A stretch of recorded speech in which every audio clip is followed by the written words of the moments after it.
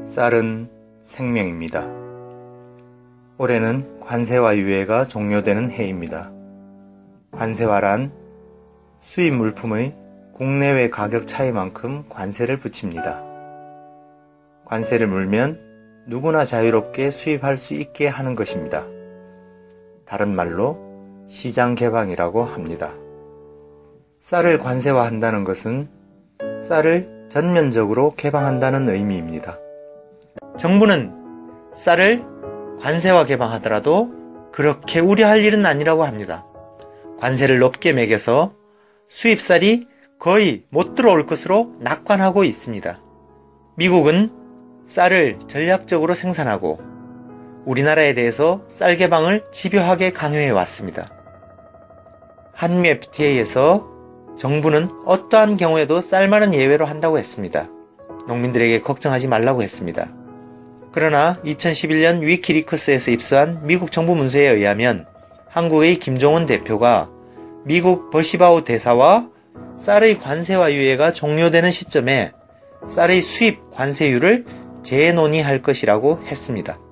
쌀은 아직도 한미 FTA 연장선위에 서 있습니다. 미국은 한국이 쌀을 관세화 개방하기만 기다리고 있습니다. 관세화 개방 즉시 관세율에 대해 한미 FTA 약속을 들이밀며 재논의하자고 할 것입니다. 최근 미국은 일본에게 쌀의 관세 철폐를 요구했습니다. 관세율을 어느 정도 낮추는 것이 아니라 아예 관세를 없애라고 요구했습니다. 쌀을 관세화 개방하지 않고 다른 대안이 있을까요? 네, 대안이 있습니다. 다른 나라들처럼 우리도 똑같이 WTO 협상이 중단된 2004년 그 시점에서 개방 수준을 멈추는 것입니다. 그런데 우리는 2004년 쌀에 대한 추가 개방을 이미 했습니다. 그리고 10년 뒤 2014년이 된 오늘 다시 한 번 더 추가적인 쌀 개방을 요구받고 있는 것입니다. 이것은 국제적인 형평성에 맞지 않습니다. 우리가 원하는 것은 특혜가 아니라 국제적인 형평성을 갖자는 것입니다. 추가 개방 없는 현상 유지가 우리의 쌀 협상 전략입니다. 필리핀도 쌀의 관세와 유예가 종료된 지 2년이 지나도록 아직도 협상 중입니다. 자국의 쌀 산업을 보호하기 위해서 관세화로 가지 않고 쌀 협상을 계속하고 있습니다. 또한 인도는 국민 68%의 식량을 국가가 책임지는 식량보장법을 시작했습니다. 농촌 주민의 75%와 도시민의 50%에 대한 식량을 국가가 책임지는 획기적인 제도입니다.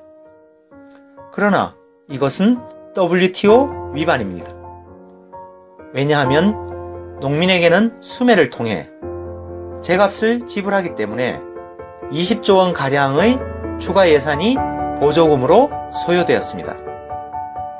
그러나 인도는 WTO의 보조금 감축 조항에 위반된다 하더라도 식량을 지키는 것이 더 중요하다고 WTO와 맞서 싸웠습니다. 그 결과 WTO 협상에서 인도를 예외로 결정하였습니다. 인도가 WTO를 상대로 자국의 식량 주권을 지킨 것입니다. 식량 위기가 오면 미국이 구해줄 것도 아니고 중국이 구해줄 것도 아닙니다. 우리의 먹거리는 우리가 지켜야 합니다. 우리도 인도의 모범을 배워서 WTO라면 말도 하기 전에 미리 겁부터 집어먹을 것이 아니라 당당하게 우리의 식량을 지키겠다고 요구해야 합니다. WTO 20조에는 식량 주권을 고려하도록 되어 있습니다. 그동안 농민들은 쌀을 지키기 위해 모든 노력을 기울여 왔습니다. 이제 국민이 함께 나서야 합니다. 쌀은 생명이고 주권입니다. WTO 아니라 그 무엇이라도 우리의 생명과 주권을 침해하도록 두어서는 안 되는 것입니다. 우리 모든 국민들이 힘을 모아서 쌀의 전면 개방을 막아내고 식량 주권을 지켜내도록 합시다.